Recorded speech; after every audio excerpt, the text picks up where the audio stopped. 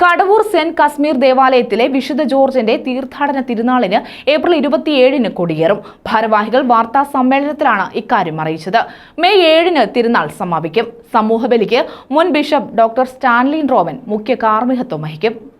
April 30-ന് വൈകിട്ട് 6:30-ന് കൊല്ലം രൂപതാമെത്രാൻ doctor Paul Antony മുല്ലശ്ശേരിക്ക് സ്വീകരണം നൽകും. തുടർന്ന് ആഘോഷമായ പൊന്തിഫിക്കൽ വേസ്പര നടക്കും.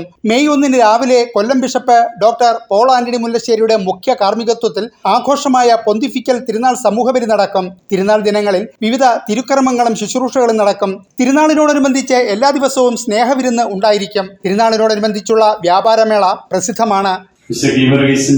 തിരുനാൾ ദിനമായ ഏപ്രിൽ 23-ന് ആഘോഷമായ തീർത്ഥാടനം ആരംഭിക്കുന്നു. തീർത്ഥാടന ബലി അർപ്പിക്കുന്നത് മുൻ കൊല്ലം രൂപതാ വികാരി ജനറൽ മോൺസിഞ്ഞർ വിൻസെന്റ് മച്ചാഡോ ആയിരിക്കും. ഏപ്രിൽ 27-ന് നടക്കുന്ന ആഘോഷമായ സമൂഹ ബലിക്ക് മുൻ ബിഷപ്പ് ഡോക്ടർ സ്റ്റാൻലി റോവൻ മുഖ്യ കാർമ്മികത്വം വഹിക്കും. ഏപ്രിൽ 30-ന് വൈകിട്ട് 6:30-ന് കൊല്ലം രൂപതാ മെത്രാൻ ഡോക്ടർ പോൾ ആന്റണി മുല്ലശ്ശേരിക്ക് സ്വീകരണം നൽകും. തുടർന്ന് ആഘോഷമായ പൊന്തിഫിക്കൽ വേസ്പര. മെയ് 1-ന് രാവിലെ കൊല്ലം ബിഷപ്പിന്റെ നേതൃത്വത്തിലുള്ള പൊന്തിഫിക്കൽ തിരുനാൾ സമൂഹബലി.